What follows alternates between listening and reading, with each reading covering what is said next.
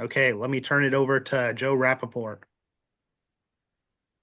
Good evening, and maybe you can spotlight people who are speaking. That might be helpful as we move forward. Good evening. If I said good morning, I certainly didn't mean it. Um, I'm Joe Rappaport. I'm the executive director of the Brooklyn Center for Independence of the Disabled. Uh, we really appreciate the folks showing up. We threw this together fairly quickly, and we really appreciate Katie and Alex joining us. People may know Alex is the advocacy director, or is it the policy director? I'm not sure, of the New York Association on Independent Living. You can fill in when you talk. And uh, Katie is from oh God, I'm sorry, I should have this in front of me. I apologize. Is from the Association of Aging Associations, but you'll get it. You'll correct me. I apologize. We're going to turn over things to them. People may have heard the State of the State speech yesterday. Uh, as I'm sure they'll tell you, the proverbial devil is in the details. So the Governor Hochul can talk about whatever she wants, but the real question is how things are funded. In addition, um, the governor typically in New York State's budget has the power to put in other things that really aren't budget related items. And she mentioned some of those yesterday. In some cases, some of the things that we are very concerned about or looking at, like mask mandates, she didn't mention, but conceivably there might be legislation that she proposes that would be part of the budget. So without saying more, let me hand it over to Katie and Alex. Thank you so much for joining us. May I just say one other thing is it may make sense to mute yourself if you're in the audience here. There will be time for questions. You can also use the chat, which we'll be monitoring.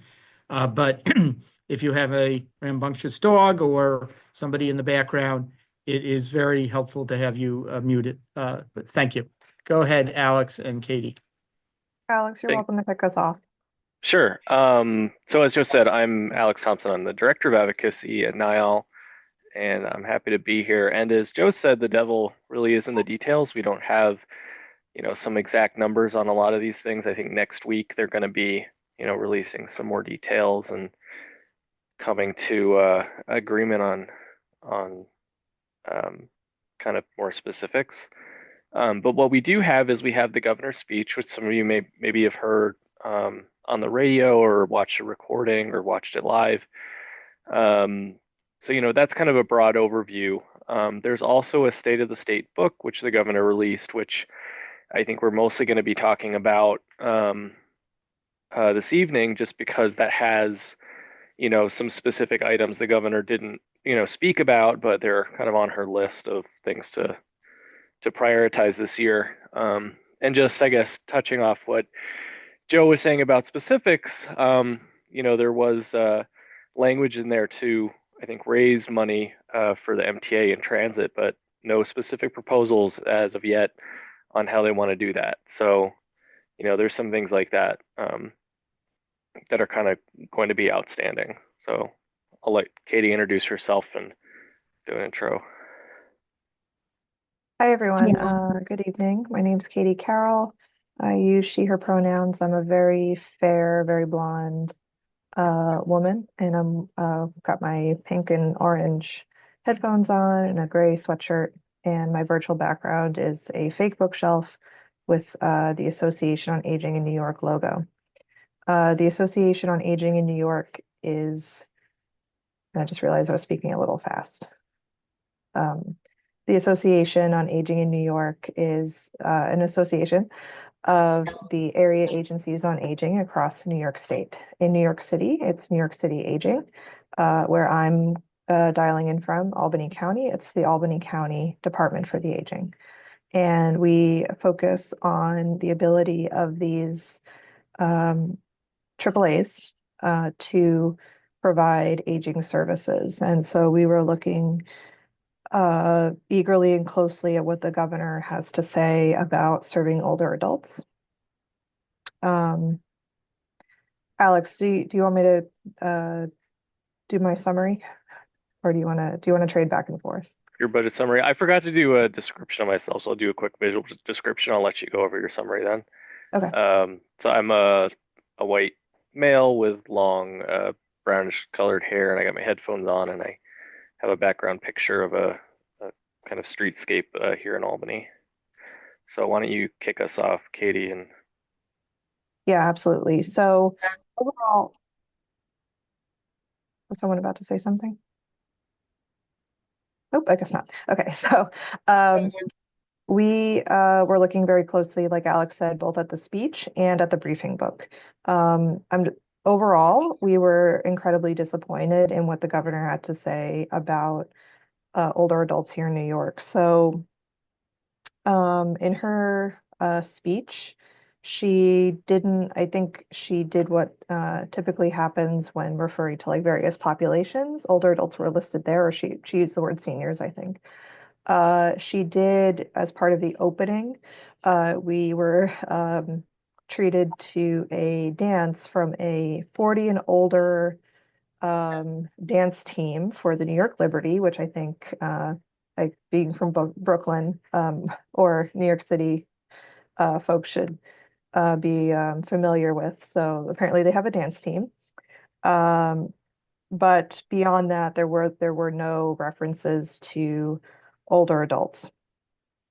In her speech last year, the governor's one reference to an older adult was in a pre-recorded video, which implied that older adults were the main concern of older adults was being in fear for their personal safety on the New York City subway. So in the briefing book, there were 2 mentions of quote unquote seniors, and then 2 pages referencing older adults.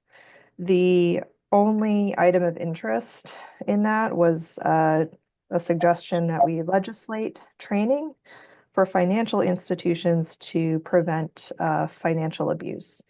And this is work that's honestly already being done.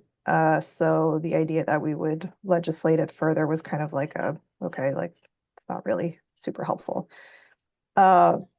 Really, the elephant in the room was the was the master plan for aging. There was no reference at all to the master plan for aging, but either in the speech or in the briefing book. This is something that we have spent a considerable amount of time on in the past 2 years. And when I talk about the master plan on aging, that it encompasses things that we need to do for older people now and older people who will be like older in the future. And that includes people that are aging with disabilities, people that are aging into disability. That includes concerns for people that provide care in our lives. So we've been doing this since November of 2022 when the governor put out her executive order that we do this master plan for aging. And we have put so much time and energy into recommendations to the governor, and that they have been submitted, developed. Our association has been a huge part of this process, and to not even reference it was a huge just missed opportunity to talk about what we could do better for older adults and people with disabilities and caregivers. I am going to stop there, but I'm going to put our association's formal press release about this in the chat. So if you want to read it, you're welcome to. And go ahead, Alex. yeah, so as Joe said in the intro, there are certain things that are kind of like bills or priorities of the governor that get kind of put into the budget. And then there's kind of these broader stroke measures. If there was something on the master plan on aging, it might be one of those broader kind of stroke things where they want to commit money to it, but we didn't see that, which is kind of a problem because as Katie said, disability and aging groups have been very involved on that master plan for aging. So if there's not money committed to take some actionable steps on those proposals, that's kind of a problem. And also the financial abuse bill has been around for a while. as an independent living organization, we have some reservations, just because it requires, I mean, this is the bill that has existed, not exactly what might be in the budget language, but there are concerns that, like a bank teller might flag a transaction because they, see someone with a disability and they think what they're doing is strange or out of the ordinary or unusual, but it might be just that person there's nothing wrong with that person, or they're not under distress. That's just who they are or how they are. So, you know, putting those kinds of judgments onto someone who's not specifically trained or may not know the individual who's coming into their bank and they're holding up their transaction, which could cause them kind of financial, repercussions, that there could be issues with that. So we haven't seen specific language, and we will in the budget, but I know that's a bill that we've been following for a while.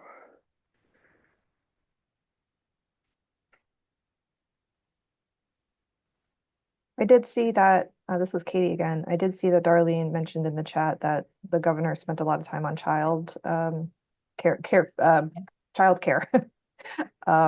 And she spoke about families, and I'm pretty sure families include older adults as well. So again, we were just disappointed that she spent a lot of time talking about one type of care, but not care for people with disabilities and older adults.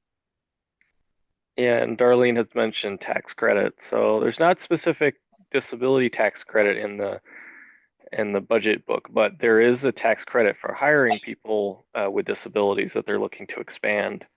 And they're looking to double the amount of that tax credit. And, which I think is more important, they're looking to make that tax credit easier for businesses to get. So I know that's been a longstanding priority of the governor, is disability employment. So from what I've heard from some people that work in disability employment, some of those tax credits have, there's a lot of paperwork involved and procedure involved.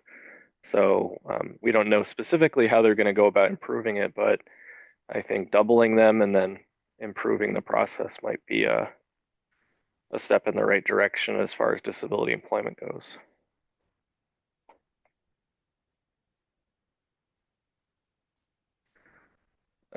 And there is this, and that is in a section that is included in the budget book called Supporting New Yorkers with Disabilities,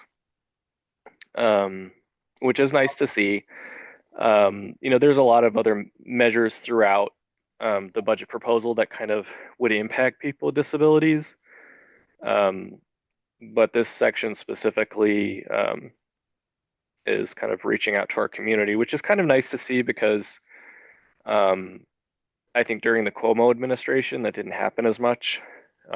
This year the governor did mention disability.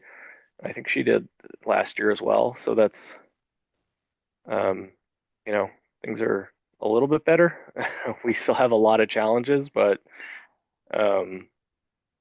we're seeing a little more from the state than we have, looking back several years. And I guess I could, Yeah, go ahead. I guess I could just touch on some of the other things that are kind of on in this section, specifically on disability. There's support for mobility devices for people with physical disabilities. So, this is something we've talked about internally. I know BCID has done a lot, working on is kind of right to repair and access to, wheelchairs, mobility devices. So that's kind of encouraging. They want to create regional disability clinics. I think this is very specific to the intellectual developmental disability population in terms of accessing specialized medical care. They want to modernize the Institute for Basic Research, which is it's on the former Willowbrook site. I think they want to do a massive expansion for that institute that does research, I think, for the IDD population. And I think they're going to repurpose some buildings there on the campus. they're going to expand there's a research program for people with spinal cord injuries, and they're going to expand that beyond just medical research to include, um, other um, research on other factors that kind of influence quality of life for people, or people's ability to kind of thrive and not just focused on specific treatment. And then they want to create a New York State interpreter fellowship program, so increasing basically the workforce of ASL interpreters. So that's kind of just a broad overview of that section, and we can dig further into any of those.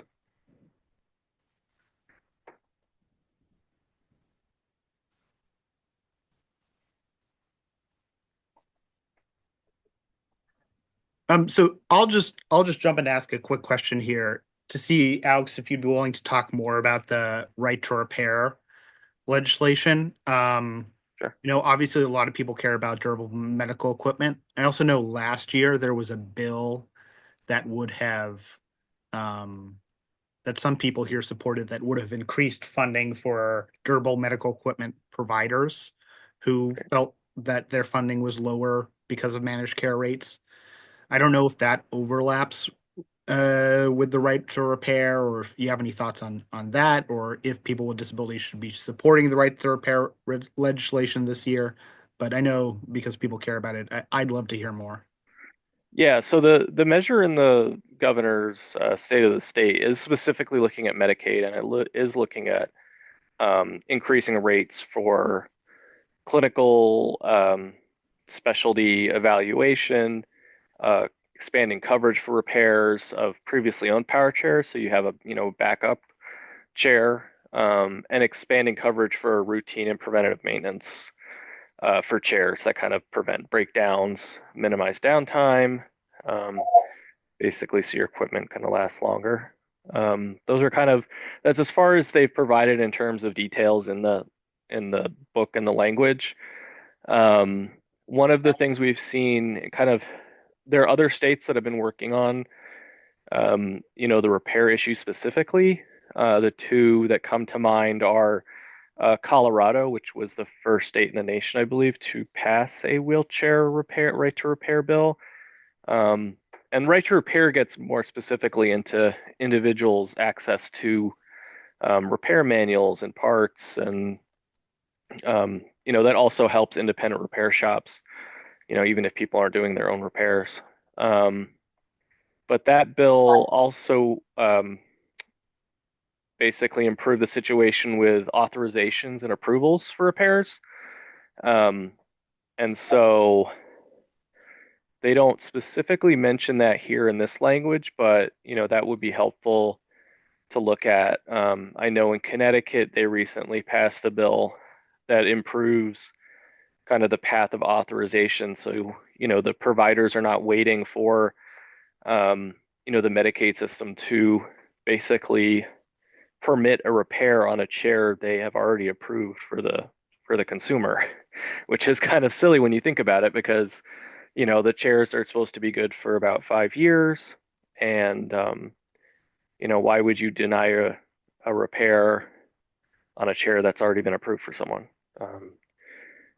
I think there's some limits to that in other states. I think maybe Connecticut, where if it's under a certain dollar amount, they can kind of streamline that process.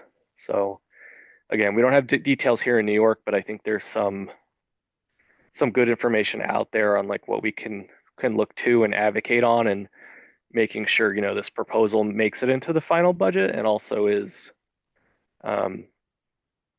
doing as much as we can to change the situation.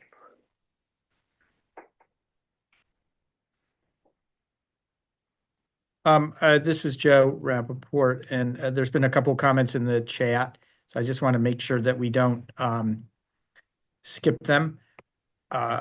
One person, Mark, writes that the expansion of disability tax credits is not all that helpful or effective for people who need accommodations in order to interview, apply, or start a job. So no help. The tax credits just sound nice. And I don't know if there's a lot of debate about that. I don't know what you, Alex or Katie, think about that. I just want to, Darlene also mentions that she is looking, it's great to hear about the ASL interpreter info, possibly thinking about that myself, finding out more about that. And then finally, Mark also writes that the briefing book does not appear to be fully accessible. And if you have a print disability like I do, it is hard or next to impossible, I think, to negotiate the book and read it.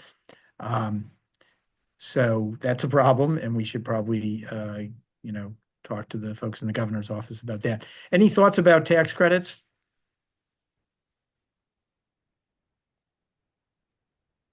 And one of the criticisms I've heard is that it's because of the problems with all the paperwork involved that it's usually bigger businesses that tend to use the tax credits because they have the staff or the ability to do all the paperwork. So you'll have larger businesses that are very savvy and familiar with the tax credits, and then you'll have smaller businesses that it's not really worth it to them to go through the whole process, um, just because they don't have a whole staff kind of managing their employment.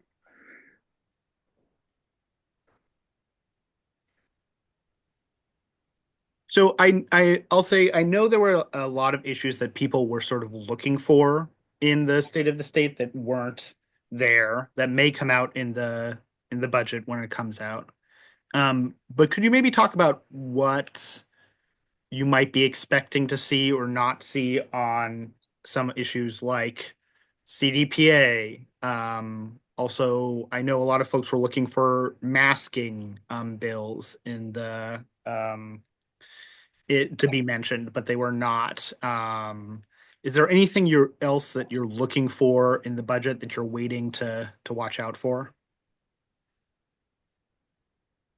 I know opponents of the mask bans had sent a letter to the legislature, I think maybe earlier this week. But yeah, I was not expecting it to be in the budget. I know I don't know if there will be this session, there were two kind of mask ban bills, one I think from the Republican side and one from the Democrat side. Um, I don't think from what I'd heard before is I don't think it's like a huge priority for them to pass either bill. Um, but that's not a reason to ignore it. But I don't think it's been a top agenda item with everything else going on. The, And just one thing about that letter, I'll try to put it in the chat. That letter was organized by the New York Civil Liberties Union, and I think had, I don't know, 100 groups or something that signed on. I'm not 100% sure. BCID was one of the signatories. And we're hopeful that, as we were hopeful when these proposed bans started being talked about, we were hopeful that it was like going to disappear and be a one-day story. That has not happened yet, and I know there are advocates, so we're going to be keeping a pretty close watch on this. yeah, and the other question Evan had raised was CDPA. I also was not expecting that to be in the budget. I think there probably will be language when they pass like the very technical kind of budget language. I'm sure there'll be stuff in there, but I was not expecting a big announcement from the governor to be in the state of the state. I think as far as they're concerned, it's kind of done. They'd like it to be done, and just they think it's done, and I don't think the rest of us think it's done. They're kind of on different wavelengths. I think they were, you know, there's a lot of rushing to get things done before that end of March deadline, which I think several people have recognized is maybe not realistic. So I think that's something that might come out, in the technical negotiation of the budget, and it's not something the governor's office wants to put a lot of attention on. So it's something that advocates are going to have to, um, bring up. For I've our been part, speaking a lot. Yeah. So Katie, if you want to add anything to. yeah, I similarly didn't think that CDPA would be mentioned in the budget. Same thing for eligibility changes for home care under Medicaid. It's one of those things that's treated as done. So I don't anticipate the governor raising something that she doesn't want to change in the budget, in her budget, right? Because this is her budget, and we are in a state where the governor sets the tone for budget negotiations. So she puts out her budget first, and then the legislature gets to do what it can to respond. So one thing for us, the main uh, thing that we're looking for in the budget would be increased funding for the State Office for the Aging and the area agencies on aging. Currently, the state budget for NYSOFA, the New York State Office for the Aging, is 0.8% of the state budget, and aging services are not an entitlement. So basically, the money gets handed over to the AAAs, and they serve as many people as they can with the money that they get. And all the time, the number of people that they're able to serve goes down because the cost of doing business goes up. One example is the cost of food. So the cost of food goes up. New York State runs the largest nutrition program in the country for older adults, and that includes both congregate meals and home delivered meals. So basically, we're looking at even if you level, quote unquote, level fund, so allocate the same amount of dollars to aging services, that's effectively a cut because you can't serve as many people with the same number of dollars because of inflation and other things like that. So we're really looking for increased funding for aging services, and because we were hearing about the disability employment tax credit earlier. Something that I know that NYSOFA has been working on is to create, I'm not sure if it's a bureau or what they call it, but basically a sub office within the Office for the Aging to focus on older adult employment. So maybe that's something that would be mentioned in the governor's budget.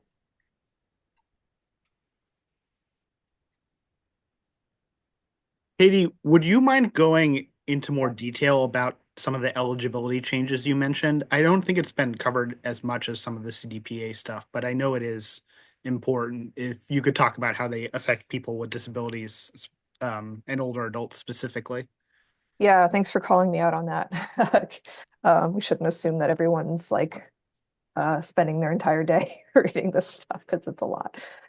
So basically, the eligibility changes I referred to are a legacy from Governor Cuomo. And so prior to the start of the COVID-19 pandemic, there were these meetings around how do we cut Medicaid to save money? And one of the things that was recommended in what are called the Medicaid Redesign Team 2, so it was like a second round, so MRT2 meetings, was that for people that receive home care and are insured through Medicaid, the eligibility changes. And those eligibility changes include requiring number a greater number of activities of daily living that you require assistance with in order to qualify. So that's the really brief summary of that. It gets very technical, but I'm not going to get into the technicalities of it. As aging services, we actually don't serve people who get their assistance through Medicaid. The goal of aging services is to help people who can't afford to pay for things out of pocket, but also don't qualify for Medicaid. So why do we care about Medicaid? The reason is if people aren't able to get their home care through their Medicaid insurance, they will try to turn to us because aging services does provide a certain level of home care for people that need it. It's called Expanded In-Home Services for the Elderly program. I'm not wild about the word elderly, but that's what it's called. So for those people that aren't going to qualify for, just that home care that they need, they might turn to an office for the aging, and we won't be able to help them because, like I said, we're trying to serve more people all the time and we're just not able to do it. Not to mention the lack of home care workers, um, and all of the difficulty there with the workforce. So thanks for asking the question. Did I miss Yeah, anything else? I was just gonna say with the change in eligibility, it's unfortunate because what they did is they basically passed it and then they started basically recording the savings and the fact that they passed it, but they still haven't implemented the change in eligibility. So if the legislature was going to reverse it, they would have to pay back the last, I think, 3 or so years as if, to undo it. So there's a cost attached to undoing it. And I think that's been they've been unwilling to do it, basically. And that's part of the reason is they have already figured the savings into the budget, and they would have to spend that money, which it would be a significant cost. Not that it's not worth it and it's the right thing to do, but I think politically it's been a challenge. And there are some very smart attorneys that I think are waiting until it goes into effect to kind of take action on it. It's one of those things where it's there needs to be kind of a ripeness to the issue. So there needs to be people that are currently and directly being affected. So that's kind of being watched very closely in terms of when that's going to go into effect. So I think we'll probably open this up to questions and comments because Trina Rose has a hand up, and I know she'll probably have a comment directly on this. Um, so if you have something to add, you can raise your hand. Though I think after Trina Rose, we can answer talk in more detail about Miriam's question in the chat about capital plan funding. But Trina Rose, you want to go ahead?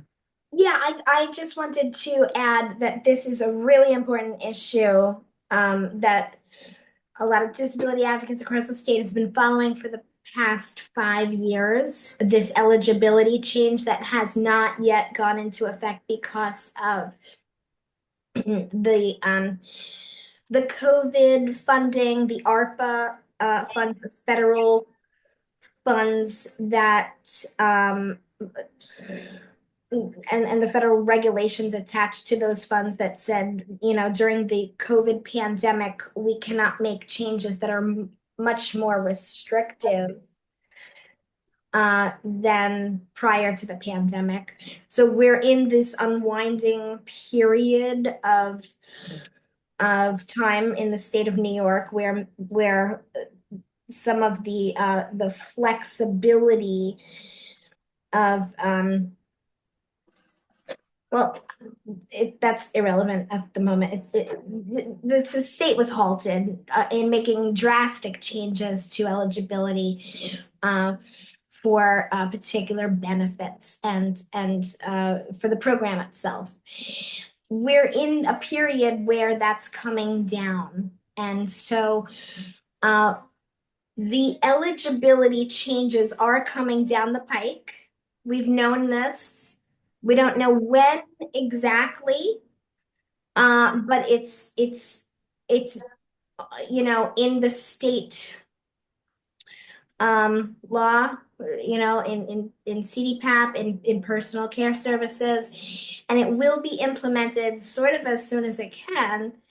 Except there's this little thing where New York State has to kind of run out of the federal funding for COVID stuff first before they implement it. So it is coming down the pike, but what I raised my hand for is to mention that in the CDPAP changes that are coming very recently in the past year, okay, the single fiscal intermediary that was implemented in last year's budget.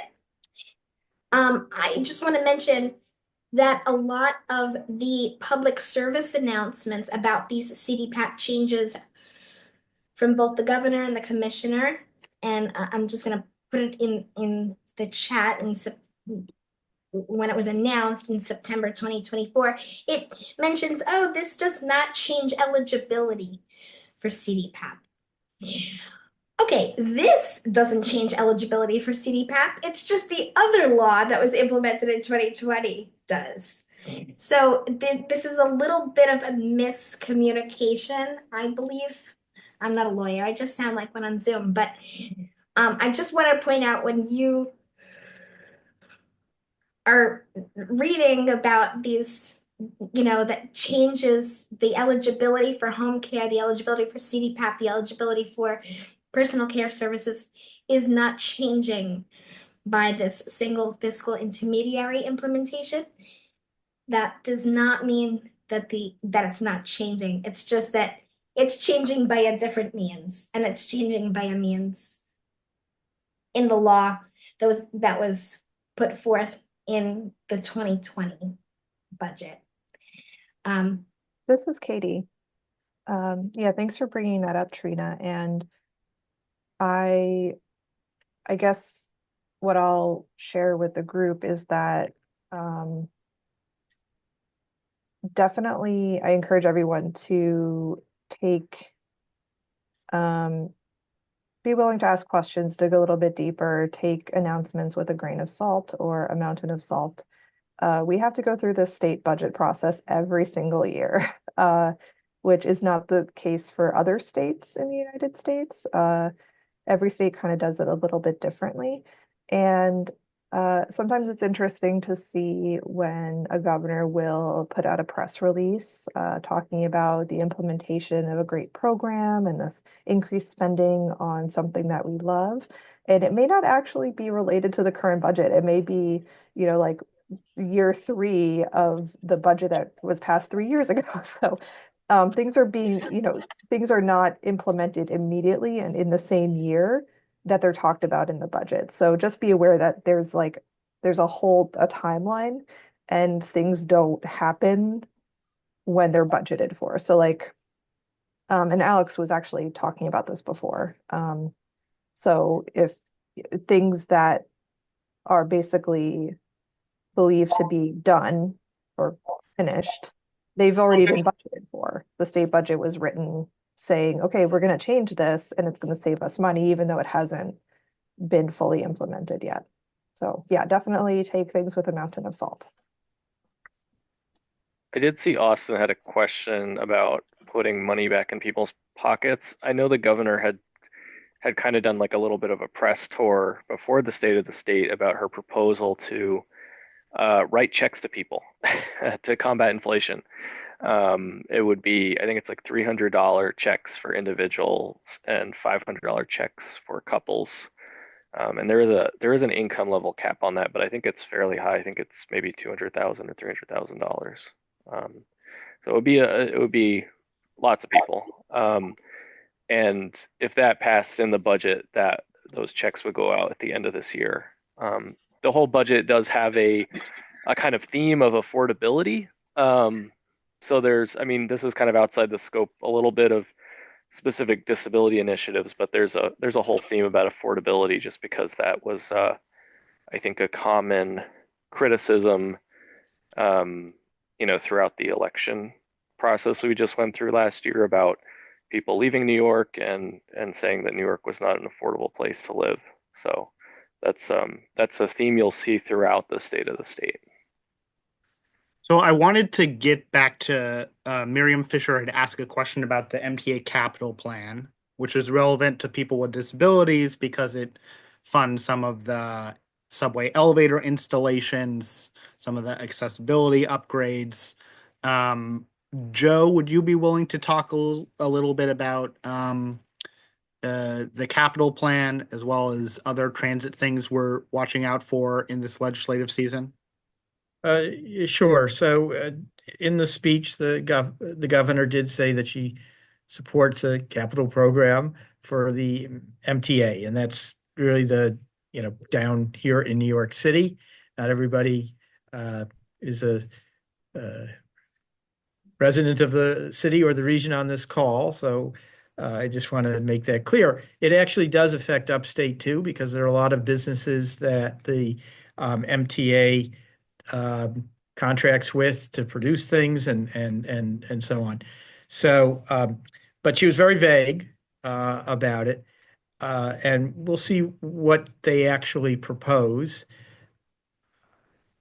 In addition, there's a whole process for the MTA capital program, which includes the MTA proposal for the capital program, which took place at the end of last year, and then something called the Capital Program Review Board has the chance to review it and either say it's okay or do nothing, and that means it's okay, or veto it. And a week or two ago, I think right before the turn of the year, if I recall, the legislature, both the Senate and the Assembly, who have a representative on this board, they said they didn't want to move forward with this. They didn't really describe, or at least as far as I know, what their objections were.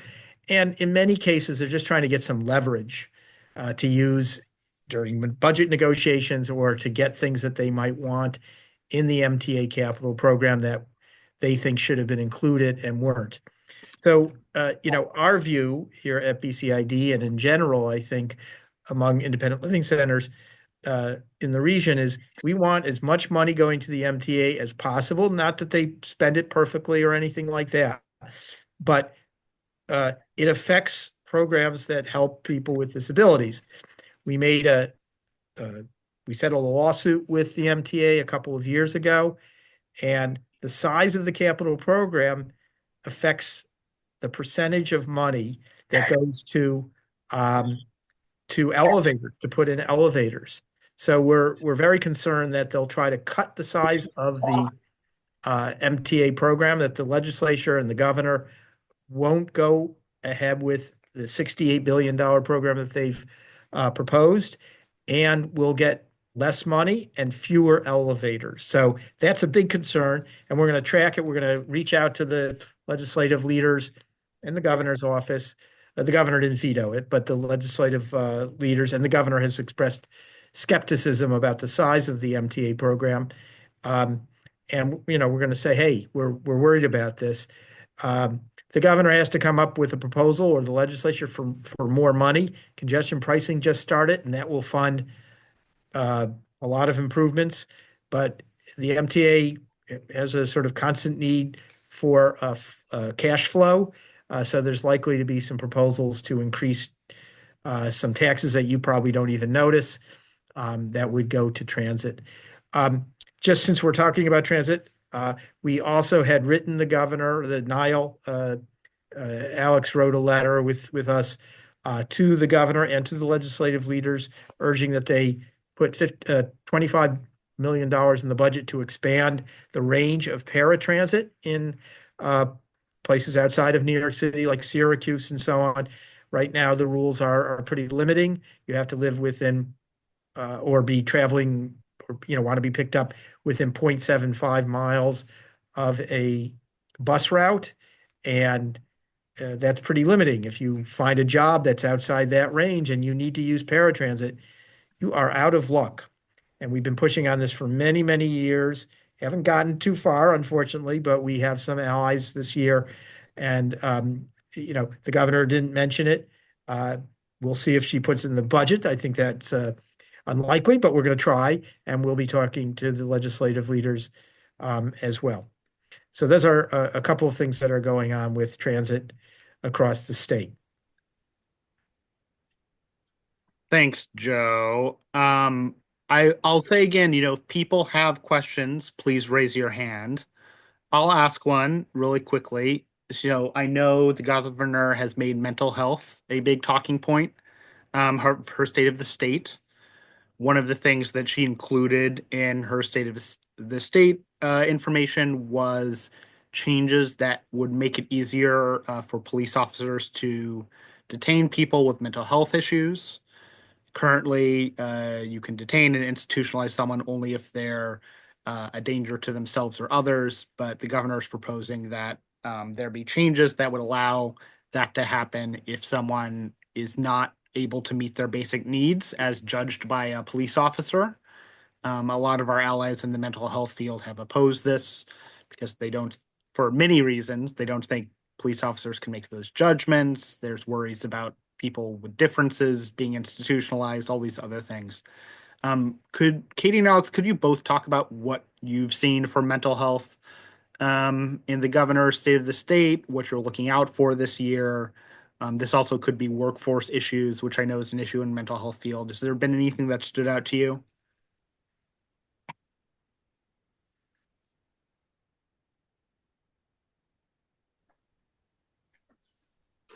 I was gonna like trying to scroll through the section on mental health, but I remember I kind of remember the language anyway.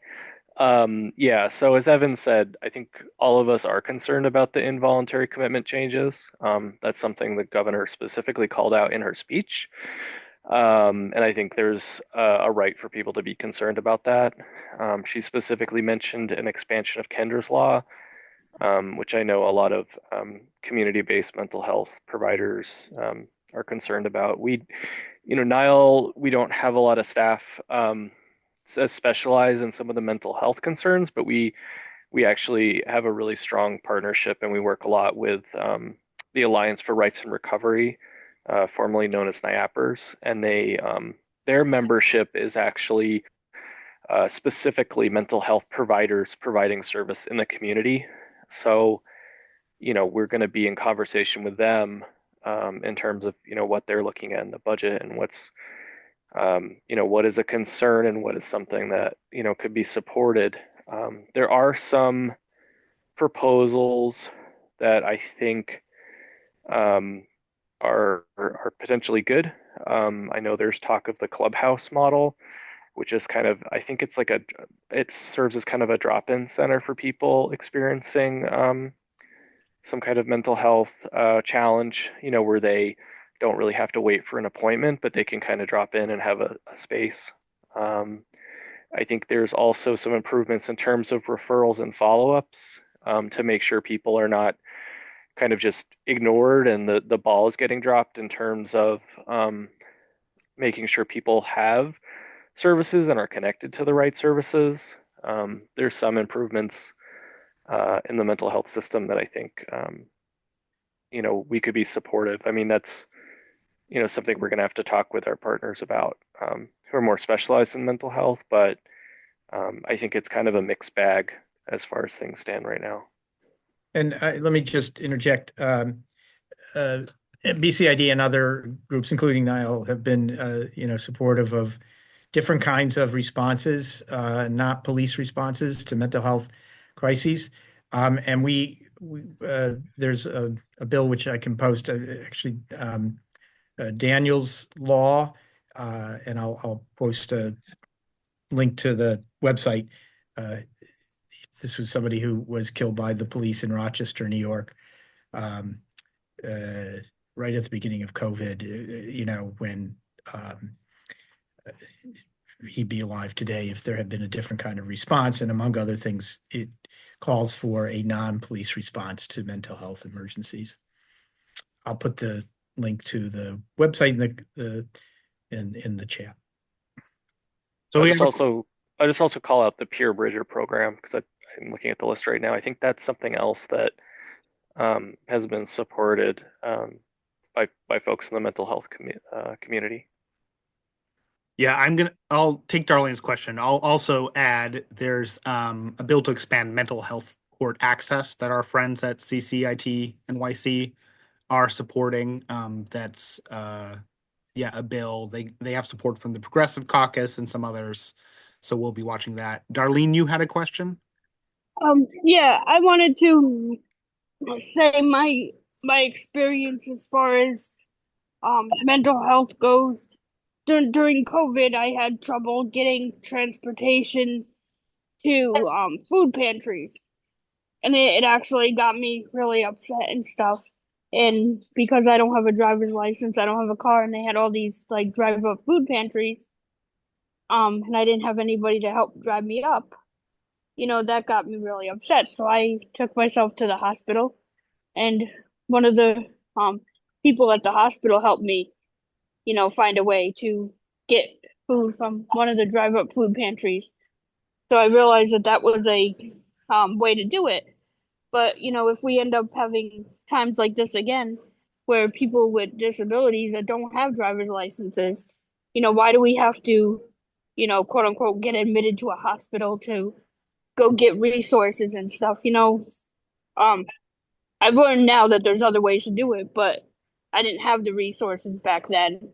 I had limited resources then, and um, because of COVID, nobody wanted to be around you.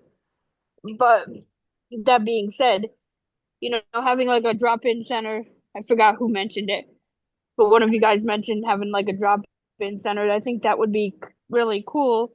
I like advocating for people with disabilities, but it also helped me when I was getting out of the hospital, having a peer bridger help me get back into the community when I needed it the most, and you know, letting people know that there's people out there to help you. Thank you for sharing that, Darlene. I'm sorry you had to go through that, but I agree with you. There should be easier ways to get support. If it's okay, maybe I can turn that into a question. Katie, Definitely. yeah, Katie, you had talked about funding, possible funding for the Department of the Aging. I know people are watching for funding for different agencies, whether it's OPWDD or Office of Alcohol and Substance Abuse. Could you talk about what people might be looking for in terms of both agency funding, but also workforce issues, which you had mentioned as well? I know a lot of people have been watching out for their staff, whether it's home care staff or staff that are provided by these different agencies. Is there any indication that anything is going to happen to address the workforce issues, or are there things that you're looking for? Um, let's see if I can. I'm thinking of a number of things to answer your question. So what are agencies looking for in terms of funding? Yeah. I believe, I don't have the number in front of me, I'm embarrassed to say, but I think that in order to address what are called wait lists for aging services, I think we were asking for like 85 million just to serve the people that are waiting for services now, which obviously will not solve the larger issue. And when I say aging services, I am talking about that limited home care. I'm talking about case management, the nutrition programs, so congregate and home delivered meals, chronic disease, uh, like self-management programs, wellness and health activities, caregiver support, just a whole litany of services. So um, that's what that money funds. And I'm trying to think back to your very broad question. Yeah, workforce issues. Is there anything Work. you're looking for that would solve it, or any indication Okay. that it's being addressed? Yeah. So I'm trying to pick what to highlight. So as I mentioned, all of the recommendations to the master plan for aging have already been submitted, and the plan is in the hands of the governor's office. So recommendations to address the workforce issue included, I believe we specifically asked for fair pay for home care. I don't know if like a fine, if I don't know if it's the exact bill that folks might be familiar with that would increase wages for home care workers. I believe there are recommendations uh, there are a number of recommendations around improving caregiver support. One example would be expanding access to respite care. So for unpaid caregivers, uh, increasing the access to programs that would let, say, a home care worker step in so that the unpaid caregiver could take a break and the person receiving care can take a break from receiving care from their friend or family member. Um, I believe there are recommendations around mentorship to improve retention of home care workers at agencies.